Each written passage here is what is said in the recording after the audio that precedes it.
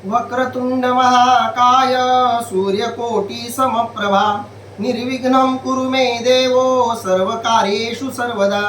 पुंडलीकवरदा हरी विठ्ठल श्री ज्ञानदेव तुकाराम. पंढरीनाथ भगवान की जय. माऊली ज्ञानेश्वर महाराज की जय. जगद्गुरु संत तुकाराम महाराज की जय. सब संतन की जय. माऊली महावैष्णव ज्ञानोबारायांच्या परमश्रेष्ठ अशा ज्ञानेश्वरी ग्रंथाचं चिंतन करत आपण 6व्या अध्यायातल्या 126 135 क्रमांकाच्या ओव्यांचं निरूपण आपण आतापर्यंत केलंय. आज आपण 136 क्रमांकाच्या ओवीच्या पुढील ओव्यांचं निरूपण करणार आहोत, ज्यामध्ये आपण बघतोय की ज्ञानोबाराय आपल्या आवडता विषय असलेल्या भगवंताचं वर्णन, योगारूढ पुरुषाचं वर्णन, योगारूढ पुरुष जी प्रक्रिया करून परमात्मा अवस्थेला पोहोचतो त्या प्रक्रियेचं वर्णन, आणि ते करत करत हे सगळं वर्णन ज्यांच्या निमित्तानं आपल्याला ऐकायला मिळतंय, ती श्रीमद भगवद्गीता ज्याच्या निमित्तानं जगाला ऐकायला मिळाली त्या अर्जुनाचं वर्णन. अशा प्रकारे आपल्या वर्णनाचा ओघ माऊलींनी सुरू ठेवलेला आहे. आणि अर्जुनाची ही थोरवी आपण का वर्णन केली याचंही सहकारण स्पष्टीकरण माऊलींनी दिलेलं आहे. आणि हे वर्णन करत करत आपल्याही ज्ञानेश्वरीचं श्रोत्यांकडून झालेलं जे गुणानुवर्णन आहे ते दुर्मिळ असं ज्ञानेश्वरीत असलेलं गुणानुवर्णन, तेही गुणानुवर्णन माऊलींनी केलं. आणि सगळं हे गुणानुवर्णन करून माऊलींनी मूळ श्रीमद भगवद्गीतेतल्या 6व्या अध्यायातल्या 10व्या क्रमांकाच्या श्लोकाचं थोडं अधिकचं विस्तृत असं वर्णन केलं.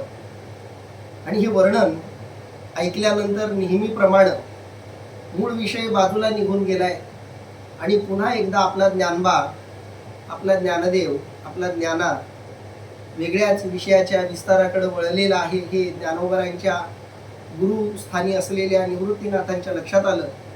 आणि म्हणून निवृत्तीनाथ काय म्हणाले हेही ज्ञानोबारायांनी आपल्या ओवीमधून सांगितलं.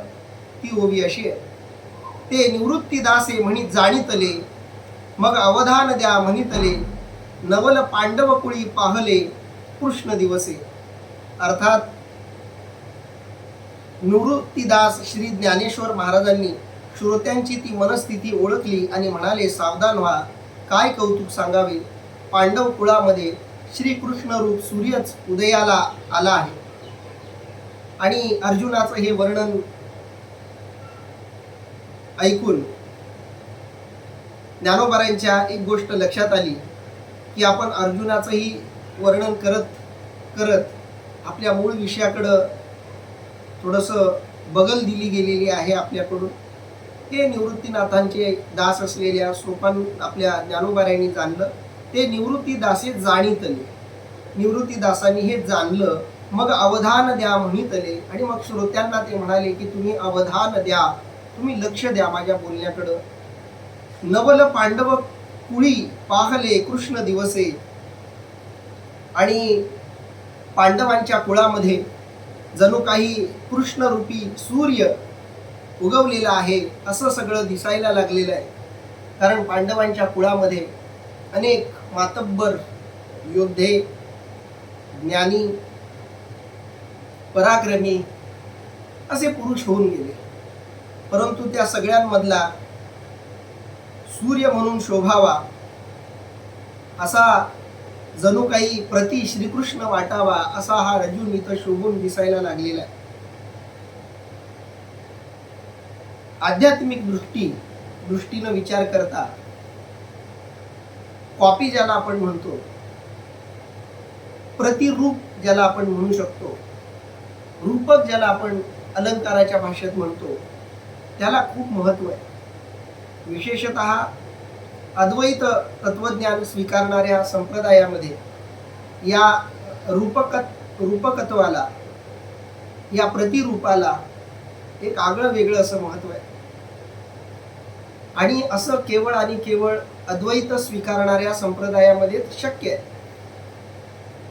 म्हणून माऊली सुद्धा म्हणतायत की हा अर्जुन प्रतिकृष्ण शोधतो. कारण जिथं दोन एक होतात, त्या एक होण्यापूर्वीच्या त्या दोघांची जी द्वैत अवस्था असते, त्या अवस्थेमध्ये रूपक संभवतो. त्या अवस्थेमध्ये प्रतिरूप संभवतं आणि त्या पद्धतीनं नवल पांडव कुळी पाहले कृष्ण दिवसे, कृष्ण रूप सूर्य पांडव कुळामध्ये उदयाला आलेला आहे असं साधारणपणे परिस्थिती निर्माण झाली असं ज्ञानोबारांना वाटतंय. देवकिया उदरी वाहिला, यशोदा सायासे पाळीला, का शेखी उपेगा गेला पांडवासी.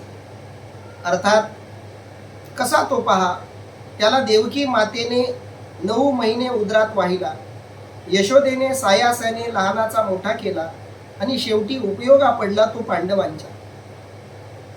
खरं तर ज्ञानोबारांनी इथं पांडव कुळी हा शब्द श्रीकृष्णासाठीच वापरलेला आहे.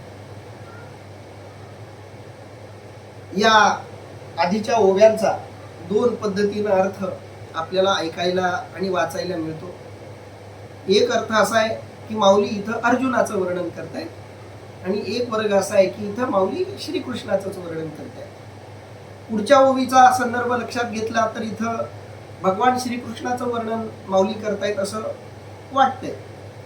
पण पांडव कुळी असं म्हटल्यामुळं ते अर्जुनाचा उल्लेख करत असावेत असं वाटण्याची शक्यता आहे.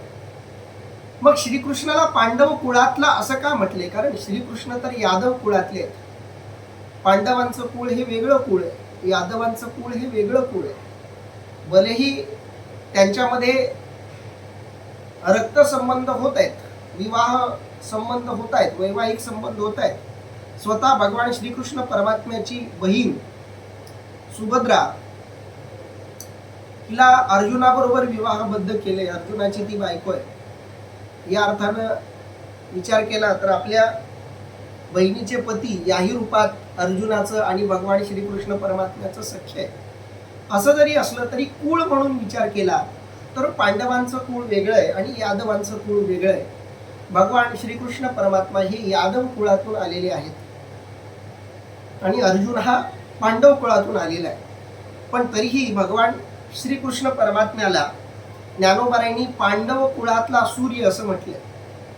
असं मी का म्हणालो याचं स्पष्टीकरण माऊलींनी पुढे केलंय आणि म्हणून हे वर्णन अर्जुनाचं असण्यापेक्षा भगवान श्रीकृष्णाचं आहे असं वाटण्याची अधिक संभाव्यता आहे. तर त्या भगवान श्रीकृष्ण परमात्म्याचं जीवन चरित्र एका ओवीमध्ये ज्ञानोबारांनी सांगितलेलं आहे.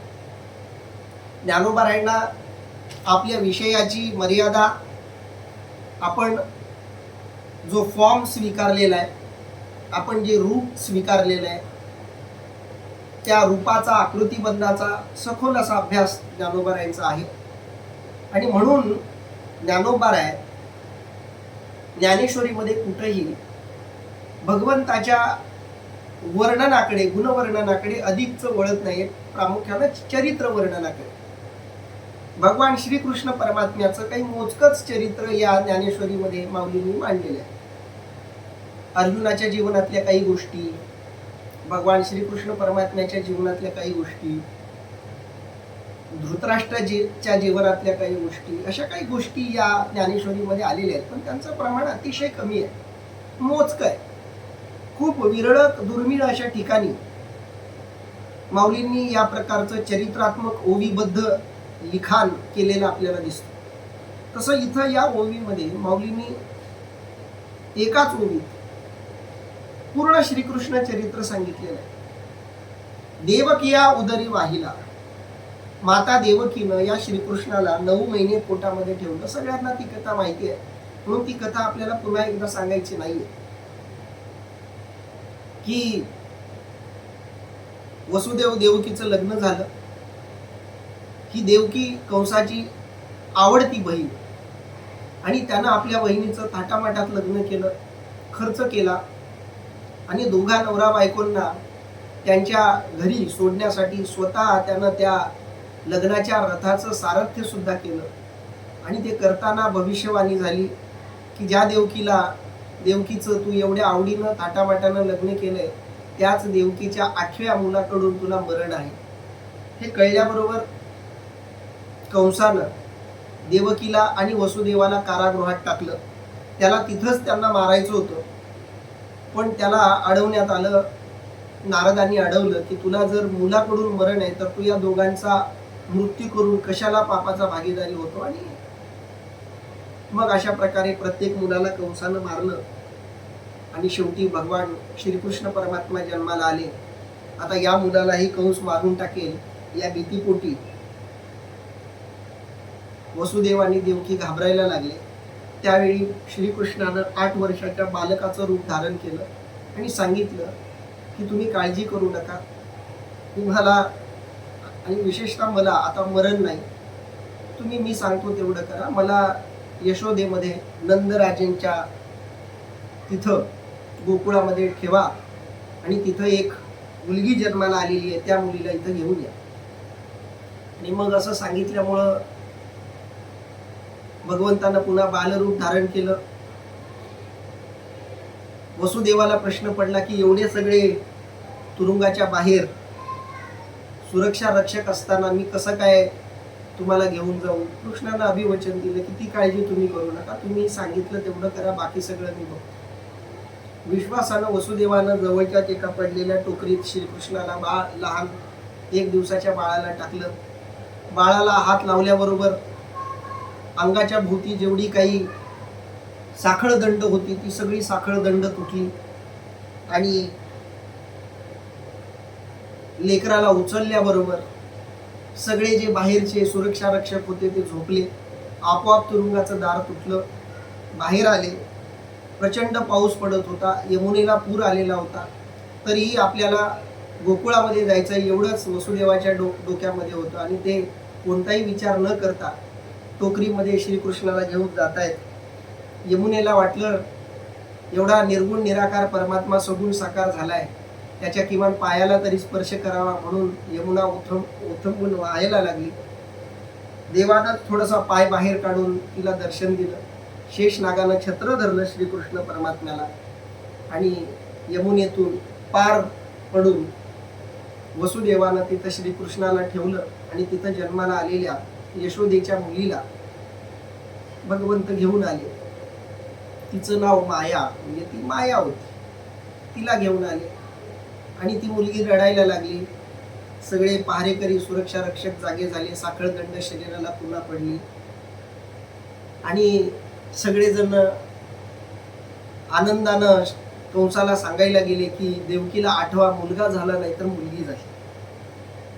तर कंसाला वाटलं बरं झालं, आपले सगळे शत्रू संपले, आता हे जे उरलेलं 8वं लेकरू होतं ती तर मुलगीच निघाली. मुलगी आपल्या सारख्याला काय मारेल, पण तरी कोणत्याही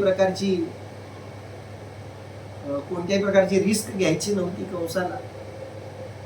आणि म्हणून कंसानं त्या मुलीला मारायला घेतलं, पण ती मुलगी हातातून निसटली आणि तिनं पुन्हा भविष्यवाणी केली की तुला मारणारा तुझं लागी वधी उपजला मज आधी, तुला मारणारा माझ्या आधीच जन्माला आलेला आहे. आणि मग असं करून ती माया निघून गेली. कंसाला पुन्हा चिंता पडली आणि वेगवेगळी राक्षसं पाठवून कृष्णाला मारायचा प्रयत्न केला. अघासूर, बकासूर, मायासूर, पुतना, षटकासूर अशी अनेक राक्षसं कंसानं पाठवली. जन्माला कुणाच्या घरी, कुणाच्या पोटी, देवकीच्या पोटी. देवकी या उदरी वाहिला. देवकीनं त्याला उदरामध्ये लहानाचं मोठं केलं. यशोदा सायासे पाळीला. मग यशोदेकडे गेली. यशोदेला माहिती नाही आपल्याला मुलगी जन्माला आली की मुलगा. आणि जेव्हा यशोदा जागी झाली तेव्हा दासींनी वगैरे सांगितलं की तुम्हाला मुलगा झालाय. यशोदेला आनंद झाला की आपल्याला मुलगा झालाय आणि आपल्या पोटचं मूल आहे. या संभ्रमातच यशोदेनं श्रीकृष्णाचं लहानाचं मोठेपण पूर्ण पालन पोषण केलं. मोठा झाला आणि मोठं झाल्यानंतर अक्रूर जेव्हा घ्यायला आले कंसाकडून निरोप आल्यामुळं, तेव्हा कायमचं तो यशोदेला आणि देवकी आणि वसुदेव यांच्यावर नंतर यशोदा आणि नंदराजा यांनाही सोडून तो कायमचा द्वारकेमध्ये निघून आला. नंतर सगळी कथा माहिती आहे, कंसाचा वध वगैरे वगैरे, त्या सगळ्यामध्ये आपल्याला जायचं नाही. द्वारका सगळी वसवली, सगळ्या प्रजाजनांचं हित करायला हवं होतं, पण पांडवांमध्ये अर्जुन भेटला आणि अर्जुनाच्या प्रेमात भगवंत इतके वेडे झाले, पांडवांच्या प्रेमात इतके वेडे झाले की आपली द्वारका सोडून अधिक काळ तर ते हस्तिनापुरामध्येच राहायला लागले. म्हणून माऊली म्हणताय, देवकी या उदरी वाहिला. देवकीनं त्याला आपल्या उदरामध्ये लहानाचं मोठं केलं. यशोदा सायासे पाळीला, यशोदा मातेनं प्रयत्नपूर्वक त्याला पाळलं, त्याचं पालन पोषण केलं. पण का शेखी उपयोगा गेला पांडवांशी, पण शेवटी उपयोगाला कोणाच्या गेला तर पांडवांच्या उपयोगाला गेला ना. तो देवकी वसुदेवाच्या उपयोगाला गेला, कारण कंसाला मारल्यानंतर सगळं जे राज्य आहे ते उग्रसेनाच्याच स्वाधीन केलं गेलं. वसुदेवाची सुटका झाली. नंदराजाला यशोदेलाही श्रीकृष्णानं सोडलं. त्यांचंही काही हवं तसं हित भगवंताला करता आलं नाही, भगवंतानं केलं नाही. का केलं नाही त्याच्या खूप वेगळ्या कथा आहेत, त्याच्यामध्ये आपल्याला जायचं नाही. पण केलं नाही एवढं मात्र सत्य आहे की यशोदेनं एवढं प्रयत्न करूनही यशोदेला, नंदराजालाही भगवान श्रीकृष्णाकडून काही मिळालं नाही. देवकी वसुदेवालाही तसं काही मिळालं नाही. आणि शेवटी उपयोग कुणाला झाला श्रीकृष्णाचा तर पांडवांना. म्हणून बहुदिसा ओळ गावा, का अवसरू पाहोनी विनवावा, हाही सोसूतया सदैवा पडेची ना. अर्थात म्हणून फार दिवस सेवा करावी किंवा प्रसन्नतेसारखी संधी पाहून विनंती करावी इतकेही श्रम त्याला पडले नाहीत. म्हणून बहुत दिवस ओळ गावा. ओळ गावा शब्दाचा अर्थ आहे सेवावा. आणि कुणाच्याहीकडं अधिक वेळ न राहिल्यामुळं कुणाला त्याची अधिकची सेवा करायची संधी मिळालेली नाही. म्हणून फार दिवस त्यालाही कुणाची सेवा करावी लागली नाही. का अवसरू पाहुनी विनवावा,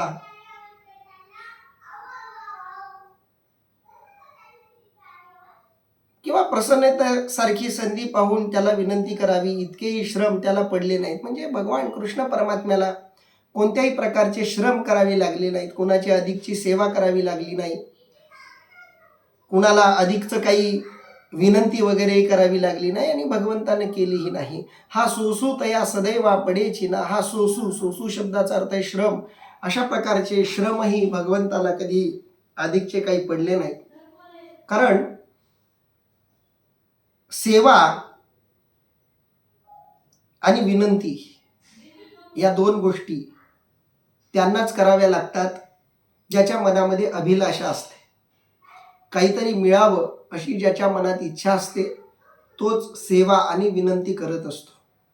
जो हताश आहे, हतबल आहे, जो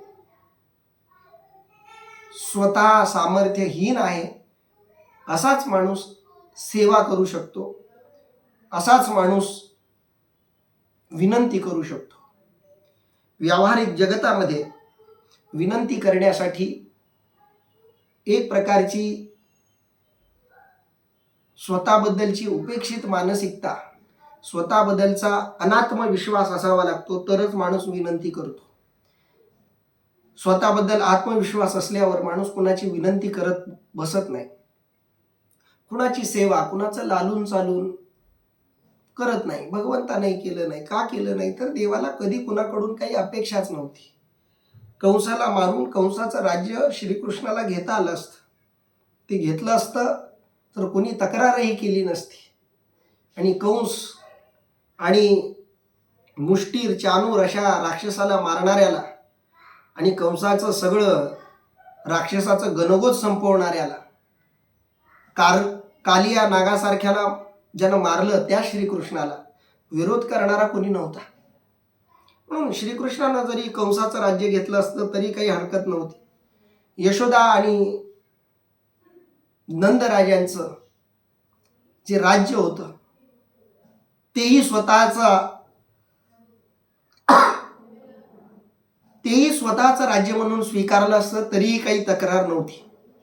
भलेही यशोदेच्या पोटी, नंदराजाच्या पोटी श्रीकृष्णाचा जन्म झाला नसेल, पण यशोदेनं, नंदराजानं आपला मुलगा त्यांना मानलेलं होतं.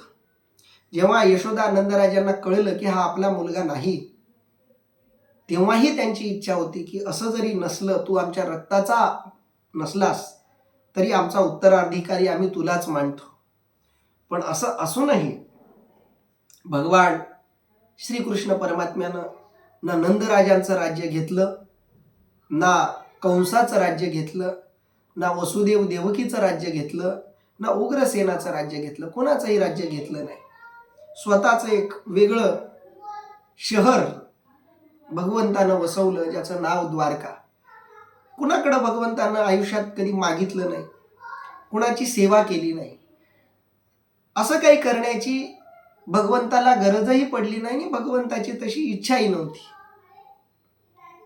म्हणून माऊली म्हणतायत, म्हणून बहु दिवस ओळ गावा का अवसरू पाहुनी विनवावा, हाही सोसू तया सदैवा पडेची ना. यातलं काही भगवंताला कधी करावं लागलं नाही. हे असो कथा सांगे वेगी, मग अर्जुन म्हणे सलगी, देवा ये संत चिन्हे अंगी न ठकती माझ्या. अर्थात श्रोते म्हणाले, महाराज फार उत्तम, पण आता लवकरच कथा भागाकडे वळावे. हे ऐकून महाराज सुरुवात करतात. मग अर्जुन सलगीने म्हणाला, देवा ही आपण सांगितलेली संत चिन्हे माझ्या ठिकाणी नाहीत. आतापर्यंत जे वर्णन चाललंय ते वर्णन थोडंसं मूळ श्लोकाच्या आशयाला, मूळ श्लोकाच्या विषयाला, विस्ताराला विषयांतर करणारं अशा प्रकारचं होतं. मूळ विषय बाजूला राहिलाय आणि त्या विषयाच्या अनुषंगानं जे वर्णन आलंय त्याच्याच वर्णनामध्ये माऊली अडकलेत असं साधारणपणे दिसतंय. पण माऊलींना ती गरजही वाटते, कारण केवळ विषयाचं जसंच्या तसं वर्णन जर आपण करत बसलो तर त्या शब्दांमधली खोली, त्या शब्दांमधलं वैविध्य, त्या शब्दांची व्याप्ती, त्या शब्दांचे संदर्भ आपल्याला नीटसे कळणार नाही. म्हणून ज्ञानोबाराय त्या आशयाला अधिकाधिक विस्तारित करण्याचा प्रयत्न करताना दिसत आहेत. पण श्रोते मात्र आपल्या मूळ विषयाकडं ज्ञानोबारायांनी यावं यासाठी आग्रह धरतायत. आणि म्हणून तेही माऊलींनी आपल्या ओवीमधून सांगितलं, हे असो कथा सांगे वेगी. हे असो, हे सगळं जे काही वर्णन चाललंय ते थांबव आता. श्रीकृष्णाचंही वर्णन नको, अर्जुनाचंही वर्णन नको, योगारूढ पुरुषाचं वर्णन होतं तिथपर्यंत ठीक होतं. पण आता आपण मूळ विषयाकडे वळायला हवं असं सगळे श्रोते ज्ञानोबारायांना म्हणाले. म्हणून हे असो कथा सांगे वेगी. वेगी म्हणजे जलद गतीनं तू मला कथा सांग. मग अर्जुन म्हणे सलगी. आणि मग माऊलींनी थेटपणे आपल्या मूळ कथेकडं आपला ओघ, आपला रोख वळवलेला आहे. तो ओघ असा आहे की मग अर्जुन म्हणे सलगी. सलगीनं, प्रेमानं, नम्रपणानं अर्जुन म्हणाला. काय म्हणाला? देवा ये संत चिन्हे अंगी न ठकती माझ्या. ही जी संत चिन्हे ज्यांची वर्णन तू केलेली आहेत, कारण 10व्या श्लोकाचं मूळ जर आपण बघितलं तर 10व्या श्लोकामध्ये सुरुवातीला योगारूढ पुरुषाचं वर्णन माऊलींनी केलेलं आहे. याच योगारूढ पुरुषाला योगी पुरुष, संत पुरुष अशा प्रकारची वेगवेगळी विशेषणं वापरली जातात. माऊलींनी त्यातलं संत हे विशेषण वापरले अर्जुनाच्या तोंडून. अर्जुनालाही त्याच प्रकारचा प्रश्न पडलाय आणि अर्जुन म्हणालाय की देवा, ज्या संत चिन्हांचं तुम्ही आतापर्यंत वर्णन केलं, ज्या संत चिन्हांचं स्वरूप तुम्ही आतापर्यंत मला स्पष्ट करून सांगितलं, ती संत चिन्हे अंगी न ठकती माझ्या शरीरामध्ये ही संत चिन्हे येत नाहीत, शिरत नाहीत. हेच अर्जुनाचं अर्जुनत्व आहे. अर्जुन असण्याचं हेच कारण आहे. तो जसा आहे तसं प्रामाणिकपणे आपलं स्वरूप देवाला सांगतो की देवा, माझ्या ठिकाणी संतांची कोणतीही चिन्ह नाहीत आणि संतांची चिन्ह माझ्या ठिकाणी आणायचा प्रयत्न केला तर ती टिकणार नाही. कारण मला माझा स्वभाव माहिती आहे, मला माझं स्वरूप माहिती आहे, माझं असणं मला नीट माहिती आहे. आणि हे असं आपल्याबद्दल आपल्याला माहीत असणं खूप गरजेचं असतं. नाहीतर अनेक लोकांना आपल्याबद्दल गैरसमज असतो. माणसाच्या ज्या स्वप्रतिमा असतात त्या 2 प्रकारच्या असतात. एक प्रतिमा त्यानं स्वतःच्यासाठी स्वतःच्या मनात तयार केलेली असते आणि दुसरी प्रतिमा त्यानं समाजासमोर समाजासाठी तयार केलेली असते. आणि या दोन्ही प्रतिमा बहुतांश लोकांच्या वेगवेगळ्या असतात. अनेक जण स्वतःसाठी वेगळे असतात आणि जगासाठी वेगळे असतात. स्वतःला माहिती असतं की आपण कसे आहोत, पण आपण जसे आहोत तसे जगाला दिसले नाही पाहिजेत या दृष्टीनं अनेक जण काळजी घेतात. अनेक जण नसलेलं चांगुलपण आपल्या ठिकाणी आहे असं दाखवण्याचा प्रयत्न करतात. अर्जुनाचं वैशिष्ट्य असं आहे, अर्जुन जसा आत आहे तसा अर्जुन बाहेर आहे. जे त्याच्या आत आहे ते त्याच्या बाहेर आहे. त्याच्या मनात जे येतं अगदी तसंच त्यावेळी तो वागतो. त्याला राग आला की तो रागानं बोलून व्यक्त होतो.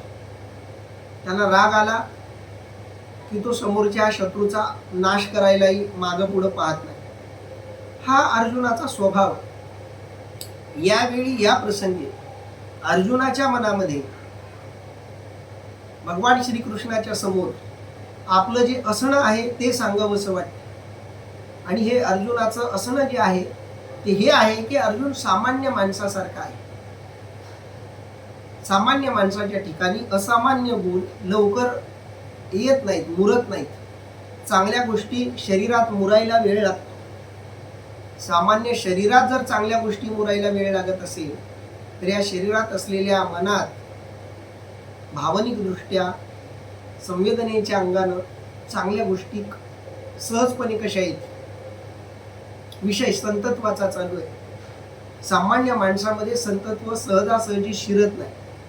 संतत्व येण्यासाठी आपल्याला काही एक पात्रता तयार करून घ्यावी लागते. कारण जगाचा नियम आहे, पात्र वस्तू पात्रता तयार झाल्याशिवाय तुम्हाला त्या पात्रतेप्रमाणे पद मिळत नाही. पात्रता आधी यावी लागते आणि मग पद मिळत असतं. अनेकदा पात्रता नसताना पद मिळतात. हा विषय व्यवहारातला झाला. आपण अध्यात्मातल्या गोष्टीची चर्चा करतोय. व्यवहारामध्ये पात्रता नसलेले पदावर असू शकतात, पण अध्यात्माच्या क्षेत्रामध्ये पात्रता असल्याशिवाय कोणतंही पद, कोणतीही पदवी तुम्हाला कदापि मिळणार नाही. अध्यात्मामध्ये असं कधीही होणार नाही की एखादी अपात्र व्यक्ती एखाद्या पदवीवर बसलेली आहे. आध्यात्मिक जगामध्ये तुम्हाला तेच मिळतं ज्याला तुम्ही पात्र असता. अर्जुन हे प्रामाणिकपणे कबूल करतो की देवा, संतत्व माझ्या अंगी नाही आणि संतत्व माझ्या अंगी बांधणंही शक्य नाही. कारण संतत्व बांधण्यासाठी आपल्याला स्वतःमध्ये काही एक पात्रता तयार करावी लागते. संतत्व ही पदवी आहे, ती येण्यासाठी आपल्याला आपल्या पात्रामध्ये काही एक बदल करावा लागतो. संतत्व येण्यासाठी आपल्याला आपल्या शरीरावर नियंत्रण मिळवावं लागतं, विकारांवर नियंत्रण मिळवावं लागतं. हे सगळं शक्य झालं तर एक पात्रता तयार होते आणि पात्रता एकदा तयार झाली की संतत्व हे पद त्या ठिकाणी आपोआप येतं. म्हणून पात्रता मिळवली की पद मिळवण्यासाठी वेगळा अट्टहास करायची गरज नसते. तुम्ही पात्र व्हा, तुम्हाला पद मिळेल. अध्यात्माच्या क्षेत्रामध्ये फक्त तुम्हाला पात्रता कमवायची आहे. पद ठरलेली आहेत. पद मिळणारच आहे. कारण इथं पदांना कोणत्याही प्रकारची कमतरता नाही आहे. इथं जगातलं सगळ्यात श्रेष्ठ आध्यात्मिक पद म्हणजे ब्रह्मतत्व. त्या ब्रह्मतत्वावर जगातले सगळे जीव जरी आरूढ झाले तरी त्या ब्रह्मतत्वाला कोणत्याही प्रकारची बाधा उत्पन्न होणार नाही. जो पात्र झाला तो पदवीला उपलब्ध झाला, अशी आध्यात्मिक परिस्थिती आहे. आणि म्हणून आपण मात्र त्या पदवीला लायक नाही, आपली मात्र ती पात्रता नाही, असं अर्जुन प्रामाणिकपणे भगवंताला सांगतोय की देवा, ये संत चिन्हे अंगी न ठकती माझ्या. देवा, माझ्या ठिकाणी मात्र ही संत चिन्ह थांबत नाहीत. येरवी या लक्षणाची या निजसारा, मी अपाडे कीर अपुरा, परी तुमचे नि बोले अवदारा थोरा वेजरी. अर्थात ह्या लक्षणाचे तात्पर्य पाहिले तर मी फारच अपुरा किंवा अयोग्य ठरेल. पण हे पहा, मला योग्यता यावयाचीच असेल तर तुमच्या उपदेशाने येईल. व्यवहारामध्ये सुद्धा एखादी व्यक्ती एखाद्या पदवीला पात्र नसली तरी सुद्धा एखाद्या पात्र व्यक्तीची ओळख असणं, पात्र व्यक्तीशी संबंध असणं, पात्र व्यक्तीची कृपा असणं, या गोष्टीमुळे सुद्धा पात्रता नसताना पदवी मिळू शकते. पण थोडंसं खोलात जाऊन विचार केला तर हे लक्षात येईल की पात्रता नसली तरी ती पात्रता नसलेल्या व्यक्तीला पदवी देण्याची पात्रता ज्याच्यामध्ये आहे, त्याचा जो सहसंबंधी आहे, त्याच्या ओळखीचा जो आहे, तो एका अर्थानं पात्र झाला. व्यवहारामध्ये ही अपात्र व्यक्तीची पात्रता अवैधानिक, चुकीची, नियमबाह्य ठरत असली तरी अध्यात्मामध्ये मात्र या प्रकारची सूट अध्यात्मामध्ये देण्यात आलेली आहे. अध्यात्मामध्ये एखाद्या साधकाला सिद्धावस्थेमध्ये पोहोचण्याची पात्रता नाही आहे. इथं सिद्धावस्था ही पदवी आहे आणि पात्रता ही ती सिद्धावस्था प्राप्त होण्यासाठी लागणाऱ्या सद्गुणांची आहे. आणि एखाद्याकडे ते सद्गुण नसतील तरीही त्याच्या ठिकाणी काही दोषही असले तरी ज्याच्याकडे नम्रता आहे, ज्याच्याकडे श्रद्धा आहे आणि या श्रद्धेनं ज्यानं भगवंताला संतांना सद्गुरूंना विनंती केलेली आहे, तर असे सद्गुरू, असे संत, असा परमात्मा कृपा करून पात्र नसलेल्या व्यक्तींमध्ये पात्रता देऊन, कृपा करून अपात्र लोकांनाही त्या पदवीपर्यंत बसवू शकतो. ही भगवंताची कृपा आहे. संत कृपा किंवा भगवत कृपा झाली तर राणाचाही रंक होऊ शकतो. तरी होय राणा रंक त्याचा, राजाचा रंक होऊ शकतो आणि रंकाचा राजा होऊ शकतो. एवढं सामर्थ्य त्याच्या असण्यावर, त्याच्या इच्छेवर आहे.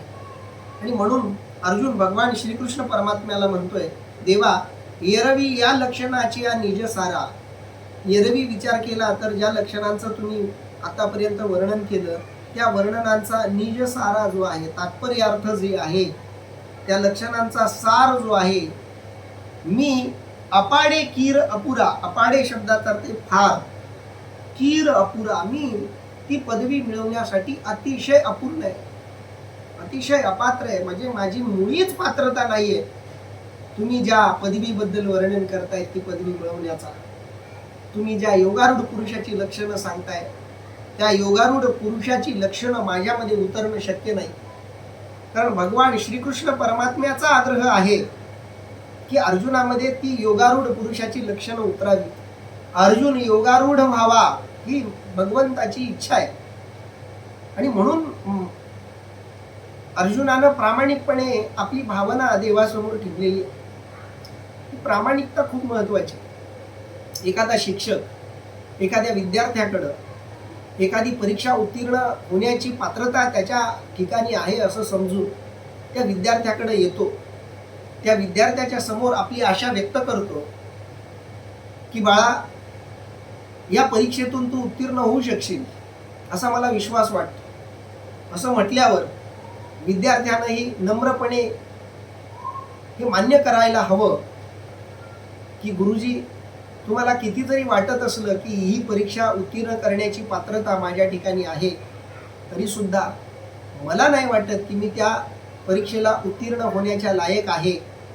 माझं असं माझ्याबद्दलचं मत आहे की मी ती परीक्षा उत्तीर्ण होऊ शकणार नाही. कारण ज्या परीक्षेतून उत्तीर्ण होण्याची चर्चा तुम्ही करत आहात ती परीक्षा उत्तीर्ण होणं सामान्याचं काम नाही. पण तुम्हाला ज्या अर्थी माझ्यावर विश्वास वाटतोय त्या अर्थी माझ्याबद्दल काहीतरी गैरसमज असावा, मीच मला नीटसं ओळखलेलं नसावं.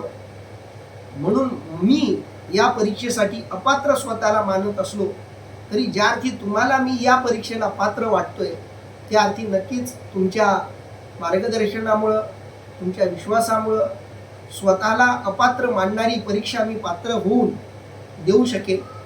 यासाठी तुमचं मार्गदर्शन, तुमची कृपा मला असावी. अशी एखादी चर्चा विद्यार्थ्यांमध्ये आणि शिक्षकांमध्ये घडावी. अगदी त्याच प्रकारची चर्चा 6व्या अध्यायामध्ये भगवान कृष्ण परमात्मा आणि अर्जुन यांच्यामध्ये सुरू आहे.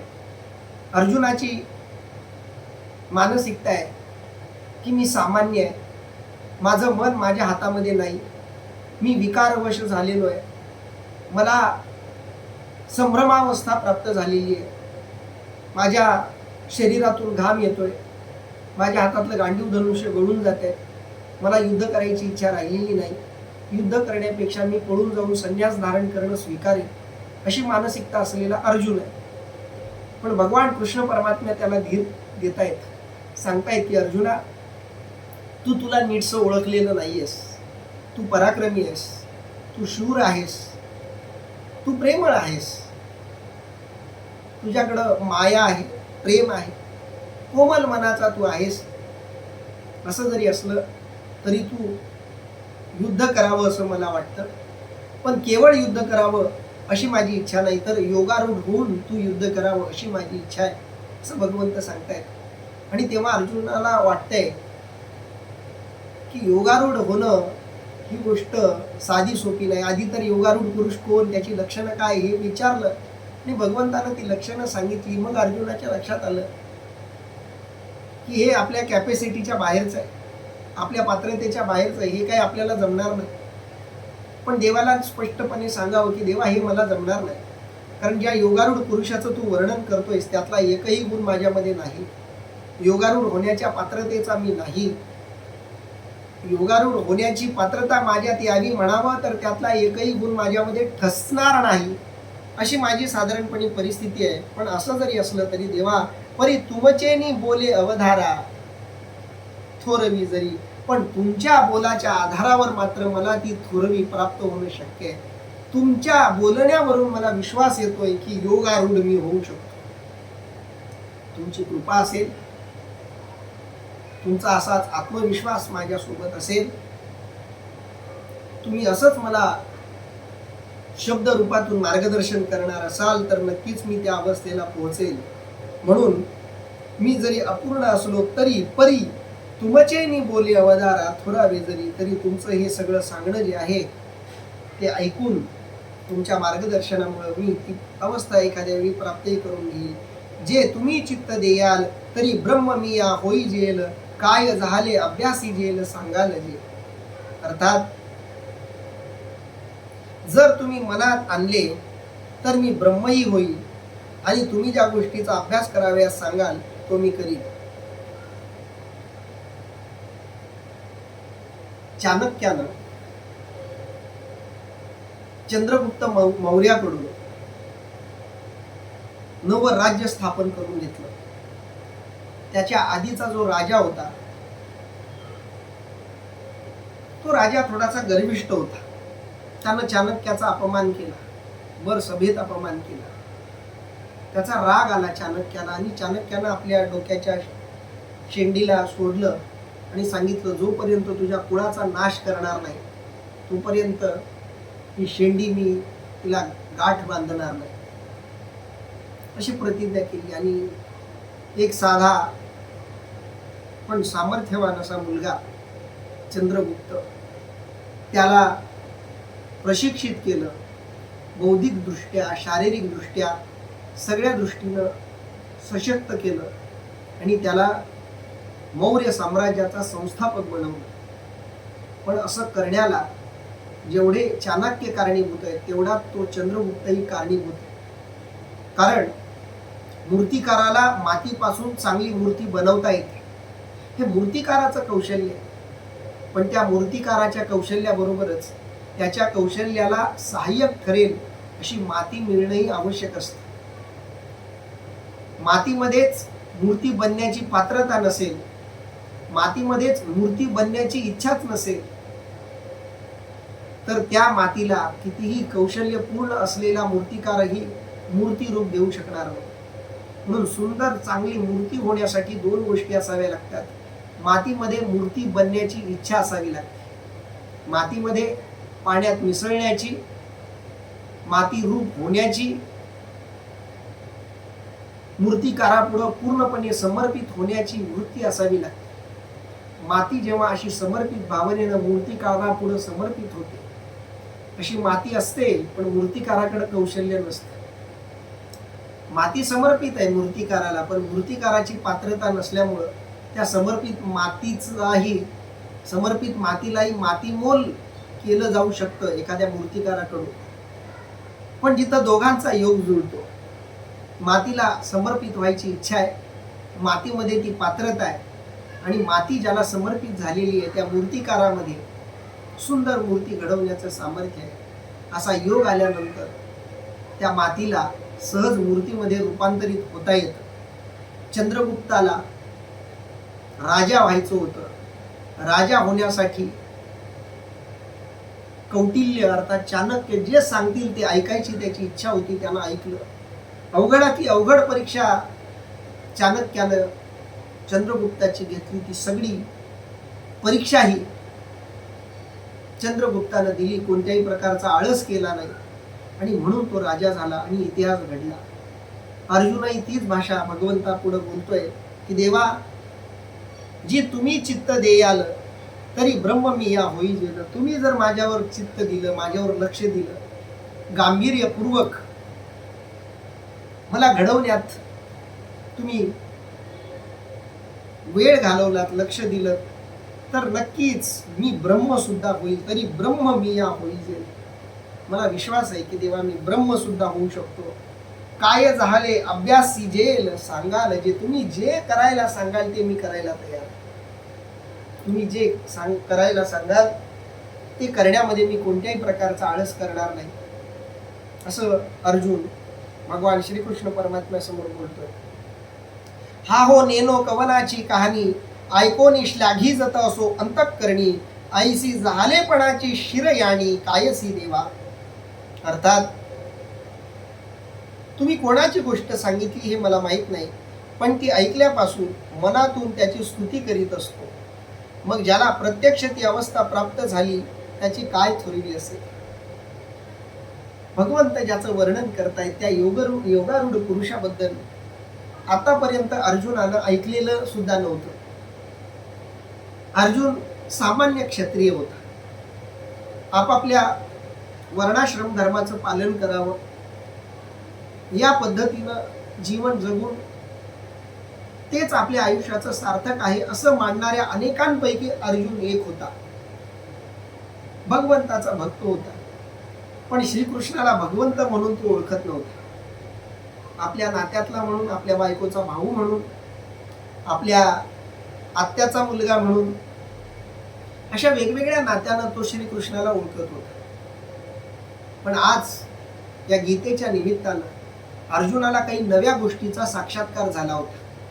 काही जुन्या गोष्टी ज्या त्यानं ऐकलेल्या होत्या पण त्या केवळ ऐकिवातल्या गोष्टी आहेत असं मानून त्यानं त्या गोष्टींकडे दुर्लक्ष केलेलं होतं. आज मात्र त्या ऐकिवातल्या गोष्टी सत्य आहेत हे अर्जुनाला जाणवायला लागलेलं होतं. आज पहिल्यांदा अर्जुनाला श्रीकृष्ण परमात्मा परब्रह्म रूप, निर्गुण निराकार अशा परमात्मा रूपाचं सगुण साकार रूप या रूपात भेटले होते.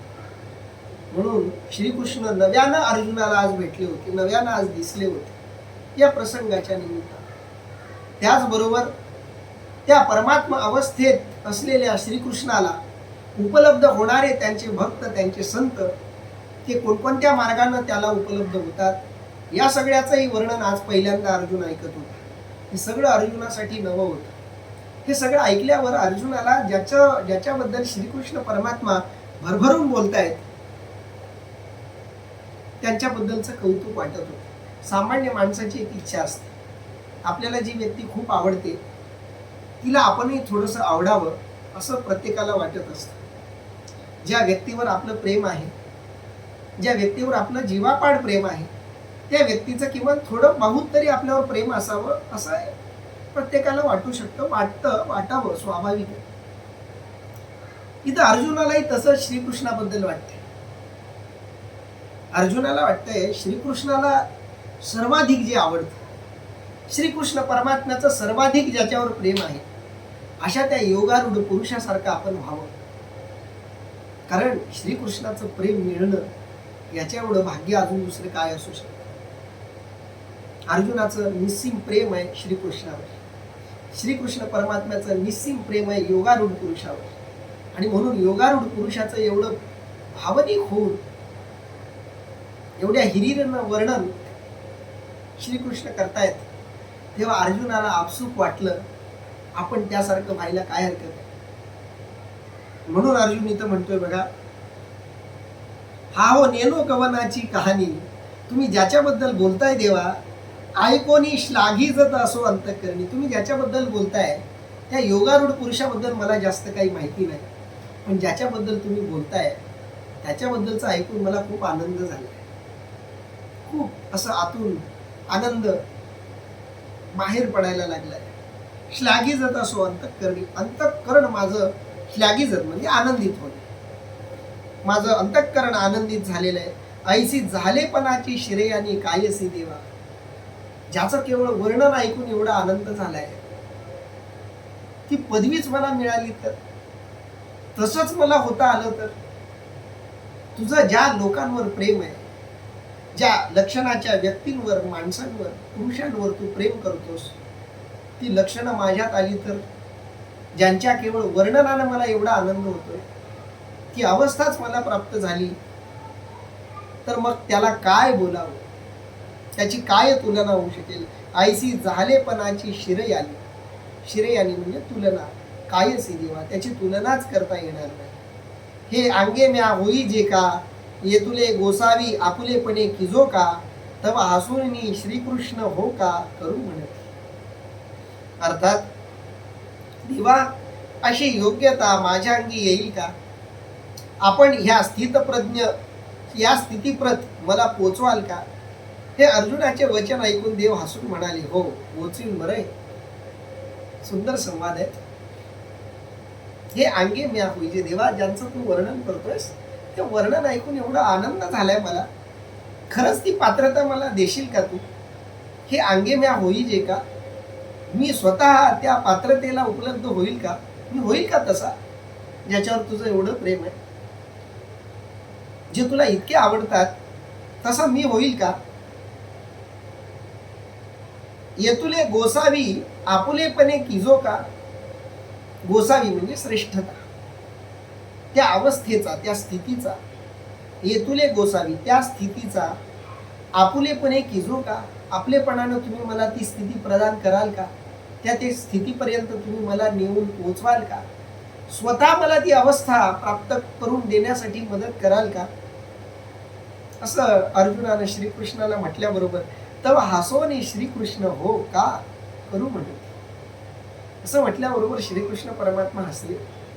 कारण श्रीकृष्णाला कळलं अर्जुनाला असं का व्हायचंय, अर्जुनाला का योगारूढ व्हायचंय. बघा, दोघांना व्हायचं एकच आहे. अर्जुनानं काय व्हावं हे श्रीकृष्णानं ठरवलं. अर्जुनानंही आपण काय व्हायचं हे ठरवलं. दोघांच्याही दृष्टीत योगारूढता ही महत्वाची आहे. अर्जुनानं योगारूढ व्हावं ही श्रीकृष्णाची इच्छा आहे, आपण योगारूढ व्हावं ही अर्जुनाची इच्छा आहे. पण दोघांची कारणं वेगवेगळी आहेत, अद्भुत कारण आहेत. इथंच खरी मजा आहे. भगवान श्रीकृष्ण परमात्म्याला अर्जुनानं योगारूढ व्हावं असं वाटतं. याचं महत्वाचं कारण, योगारूढ झाल्यावर त्यानं जर युद्ध केलं तर त्याला त्या युद्धाचा कोणताही परिणाम भोगावा लागणार नाही, हे भगवंताला माहिती आहे. कारण युद्ध साधं नाहीये, याच्यामध्ये लाखो लोक मरणार आहेत, तितक्याच स्त्रिया विधवा होणार आहेत, त्यापेक्षा अधिक मुलं परकी होणार आहेत, पोरकी होणार आहेत. बऱ्याच गोष्टी नंतरच्या काळात होणार आहेत, पण पर्याय नाहीये. युद्ध तर होणार आहे, अनिवार्य परिस्थिती आहे युद्धाची. पण माझा अर्जुन मात्र त्यातून बाहेर पडावा, त्यानं योगारूढ होऊन हे युद्ध करावं. योगारूढ होऊन त्यानं हे युद्ध केलं तर युद्धाच्या परिणामातून तो सुटून जाईल, म्हणून त्यानं योगारूढ व्हावं असं अर्जुन श्रीकृष्णाला वाटतं. अर्जुनाला योगारूढ व्हायचंय, पण अर्जुनाचं कारण वेगळं आहे. योगारूढ पुरुष जो आहे त्याचं भगवंत एवढ्या आवडीनं वर्णन करतायत. योगारूढ पुरुष हा माझा आत्मा आहे, ही भगवंताची भावना आहे, म्हणून अर्जुनाला योगारूढ व्हायचंय. अर्जुनाला युद्ध करण्यासाठी योगारूढ होणं ही एक पात्रता आहे, अनिवार्य पात्रता आहे असं श्रीकृष्ण मानतात, म्हणून योगारूढ व्हायचं नाहीये. श्रीकृष्णाला आवडतंय म्हणून त्याला योगारूढ व्हायचं. आणि म्हणून श्रीकृष्णही म्हणाले, तव हसोनी श्रीकृष्ण हो का करू म्हणे, करू तुला योगारूढ असं भगवान श्रीकृष्ण म्हणाले. दे का संतोषू एक न जोडे, तवची सुखाचे सैंग साकडे, मग जोडलिया कवनेकडे अपुरे असे. अर्थात पहा की जोपर्यंत एक समाधान प्राप्त झाले नाही तोपर्यंत सुख फार अवघड, पण एकदा संतोष जोडला की मग सुखाला तोटा काय. आता हे बोलल्याबरोबर अर्जुनाच्या मनात काय चाललं असेल त्याचं वर्णन माऊलींनी केलंय. देखा संतोषू एक न जोडे. जोपर्यंत संतोष प्राप्त होत नाही, संतोषू एक न जोडे, न जोडे म्हणजे न मिळणे, तवची सुखाचे सैंग साखडे. सैंग म्हणजे अतिशय, साखडे म्हणजे संकट. जोपर्यंत संतोष नाही तोपर्यंतच सुखाचं संकट येईल, म्हणजे सुख प्राप्ती होणार नाही. जोपर्यंत संतोष नाही तोपर्यंत सुख नाही. मग जोडली या कवनीकडे अपुरे असे. आणि एकदा संतोष प्राप्त झाला की मग सुखाला काही कमी असणार आहे का. बघा, संतोष ही मानसिकता आहे, सुख ही भौतिक जाणीव आहे. ज्याचं मन संतोषी आहे त्याला भौतिक जगात जे मिळेल त्यात सुख वाटत असतं. म्हणून सुखी तो नाही ज्याच्याकडे सुखाची साधन आहेत, सुखी तो आहे ज्याच्याकडे संतोष आहे. आणि संतोष मानण्यावर असतो. संतोष नसेल तर करोडो रुपये, अब्जावधी रुपये असूनही तुम्ही सुखी नसणार. तुमच्याकडे संतोष असेल तर झोपडीतही तुम्ही सुखी असाल. आणि म्हणून माऊली सांगताय, देखा संतोषू एक न जोडे. संतोष जर जोडला नाही तवचे सुखाचे सैंग साखडे, तरच सुखाचं संकट असतं, ते सुखप्राप्ती दूर जाते. मग जोडली या कवनीकडे अपुरे असे. मग ते एकदा संतोष मिळाला की मग सुखाची काय कमतरता राहील. तैसा सर्वेश्वरू बळिया सेवके, म्हणून ब्रह्म ही होय तो कौतुके, परी कैसा भारे अतला पिके दैवाची. अर्थात त्याचप्रमाणे ज्या सेवकाचा सर्वेश्वर धनी आहे तो सहज ब्रह्मही होईल, यात काय नवल. पण अर्जुनाच्या सुदैवाच्या पिकाच्या भाराने किती लवला आहे पहा. तैसा सर्वेश्वरू बळिया सेवके. जसं संतोष प्राप्त झाला की सुखाला कमी नाही, तसं परमात्मा मिळाला, परमात्म्याची कृपा मिळाली की मग ब्रह्मरूपताही अवघड नाही. तैसा सर्वेश्वरू बळिया सेवके. सर्वेश्वरासारखा बलवान सेवक ज्याला मिळालाय, ज्याचं तो ऐकतोय, जो सर्वेश्वर आहे, जो बलवान आहे, तो ज्याचा ऐकतोय, म्हणून ब्रह्म ही होय तो कौतुके. म्हणून सहज ब्रह्म सुद्धा अर्जुन होऊ शकतो. परी कैसा भारे आतला पिके दैवाचे. पण बघा, कैसा भारे आतला पिके म्हणजे लवला दैवाचे. पण अर्जुन सुदैवाच्या दैवानं किती वाकलाय बघा, किती अर्जुनाचं भाग्य श्रेष्ठ आहे बघा. झाडाला त्याच्या मर्यादेपेक्षा अधिक फळं आली की ते झाड झुकतं. तसं अर्जुन एवढा भाग्यवान आहे, एवढा भाग्यवान आहे की त्या भाग्यानंच, भाग्याच्या ओझ्यानंच तो झुकलाय. जो जन्म सहस्राची यासाठी इंद्रादिकाही महाबू भेटी, तो आधीनु केतुला किरीटी, जे बोलूही नस आहे. अर्थात हजारो जन्म घेऊनही इंद्रादिकांनाही ज्याची भेट होणे दुर्लभ, तो अर्जुनाच्या किती अधीन होता म्हणून सांगावे. त्याने म्हणावे आणि मग आपण करावे, हेही देवाला खपत नसे. किती अर्जुनाचं भाग्य आहे बघा. अर्जुनाचं भाग्य किती श्रेष्ठ आहे. तो ब्रह्म तर होऊच शकतो, ब्रह्म होण्याची सहज पात्रता अर्जुनाच्या ठिकाणी आहे. का? सर्वेश्वर त्याचा सेवक. पण किती त्याचं भाग्य आहे बघा. माऊलींनी अर्जुनाचं भाग्य आणखी एका वेगळ्या शैलीत सांगितलंय. जे जन्म सहस्राची यासाठी, सहस्र म्हणजे हजार, हजारो जन्म ज्याच्यासाठी घेऊनही इंद्रादिका महागू भेटी. इंद्रादिकांनीही हजार जन्म घेतले तरी ज्याची भेट महाग आहे, परवडणारी नाही, घेता येण्यासारखी नाही, तो आधीन केतुला किरीटी, तो किरीटीच्या अर्जुनाच्या किती आधीन आहे, केतुला म्हणजे किती आधीन आहे, जे बोलूही न साहे त्यानं मागावं आणि आपण द्यावं, हेही श्रीकृष्णाला सहन होत नाही. देवाला वाटतं त्यानं मागण्याच्या आधी आपण त्याला द्यावं. बघा, लेकराला काही द्यायचं असेल किंवा आपल्या प्रिय व्यक्तीला काही द्यायचं असेल तर त्यामध्ये दोन पद्धती संभवतात देण्याच्या. द्यायचंच नसेल तर विषय वेगळा, पण द्यायच्या दोन पद्धती संभवतात. एक पद्धत त्यानं मागावं मग आपण द्यावं, आणि एक तो काय मागणार आहे हे कळण्याच्या आधीच त्यानं न मागता ते त्याला द्यावं. भगवंताला अर्जुनाला जे द्यावं वाटतं ते दुसऱ्या प्रकारातलं आहे. अर्जुनानं काहीतरी आपल्याला मागावं आणि मग आपण अर्जुनाला द्यावं हे देवाला आवडत नाही. अर्जुनाच्या मनात आलं, त्यानं न मागता ते मागण्याच्या आधी आपण त्याला द्यावं असं देवाला वाटतं. तो आधीन केतुला किरीटी, तो किरीटीच्या अर्जुनाच्या किती आधीन आहे, जे बोलूही नस आहे. त्याचं बोलणं ही देवाला अवघड वाटतं. त्यांना मागितलं याचंही देवाला दुःख वाटतं. अरे त्यांना मागायची वेळ आली, त्याला मागण्याची वेळ येणं हीच आपली कमतरता आहे असं देवाला वाटतं. आणि म्हणून त्याला मागण्याच्या आधी आपण त्याला जे हवंय ते देऊ असं ज्या श्रीकृष्णाला वाटतंय. त्या अर्जुनाचं भाग्य किती श्रेष्ठ असेल, त्या अर्जुनाच्या भाग्याचं वर्णन आणखी पुढं माऊली करणार आहेत. त्या सगळ्याचं वर्णन आपण नंतर ऐकूयात. इथं मात्र आपण थांबूया. बाकीच्या ओव्यांचं चिंतन आणि निरूपण आपण उद्याच्या दिवसामध्ये करूयात. कुंडलिक वरदारी विठ्ठल श्री ज्ञानदेव तुकाराम पंढरीनाथ भगवान की जय. माऊली ज्ञानेश्वर महाराज की जय. जगद्गुरु संत तुकाराम महाराज की जय. सब संतन की जय.